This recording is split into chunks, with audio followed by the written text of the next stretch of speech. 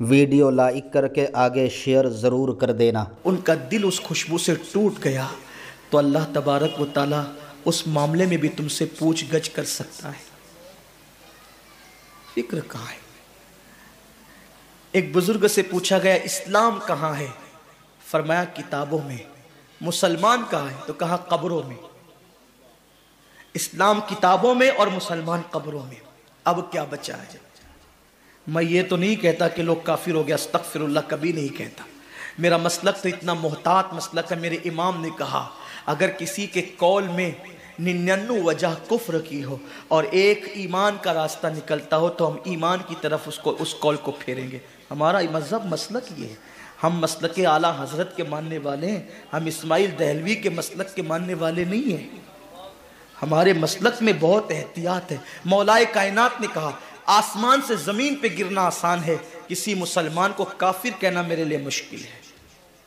خارجیوں نے جب مولا علی کو کافر کہا تو فرمایا ان کی بے باکی ہے، وہ مجھے کافر کہتے ہیں، میں ان کو کافر نہیں کہتا، یہ میری احتیاط ہے۔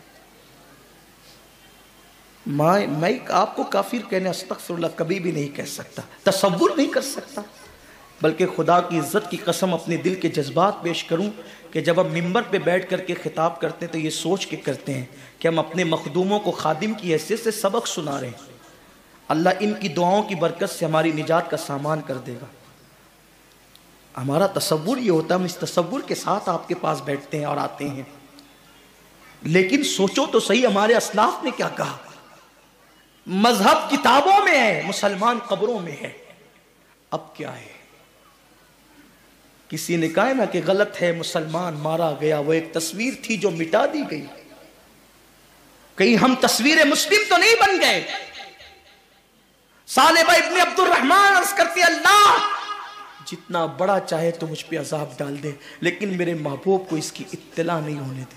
حالانکہ یہ ان کی عشق کی بولی تھی، ورنہ عالم ما کان وما یکون سے کیا چھپ سکتا تھا؟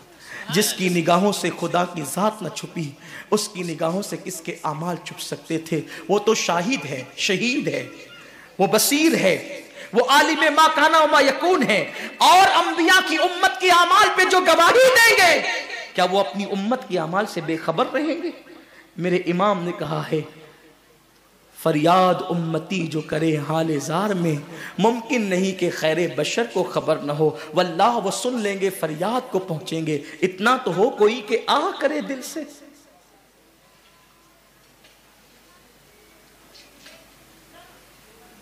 حسن کا نام لے کر تو پکار دیکھ غم میں کہ یہ وہ نہیں جو غافل پس انتظار آئے۔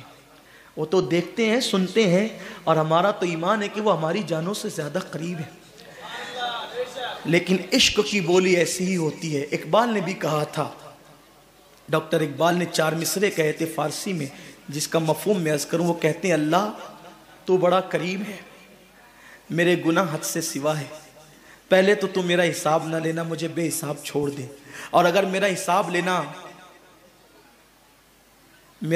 لینا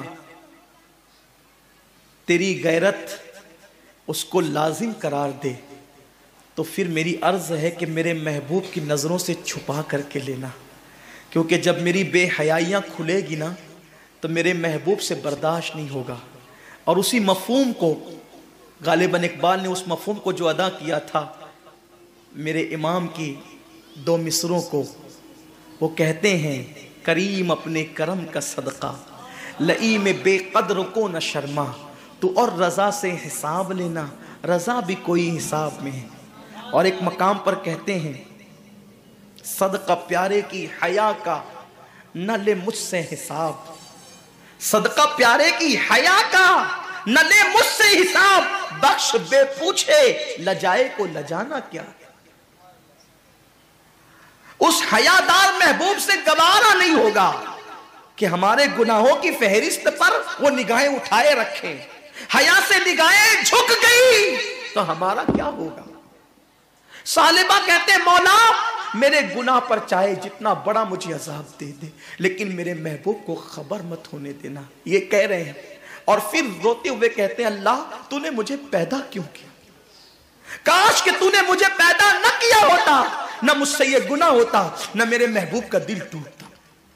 اب بے چین ہو گئے، بے قرار ہو گئے، نہ کردہ جرم نے بے قرار کر دیا۔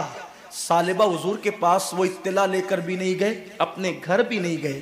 مدینہ منورہ کے کنارے پر ایک غار تھا، ثعلبہ اس غار میں چلے گئے، اور اس غار میں جا کر کے رات و دن رونا، اور ایک بات، کاش اللہ تو نے مجھے پیدا نہ کیا ہوتا اور مجھ سے یہ خطا نہ ہوتی اور میرے محبوب کا دل نہ ٹوٹتا، مولا میرے محبوب کو اس گناہ کی اطلاع مت ہونے دینا۔ ایک ہی بات کرتے، مجھے بخش۔ ویڈیو اگر اچھا لگا ہو تو لائک کر کے آگے شیئر ضرور کر دینا۔ اللہ حافظ۔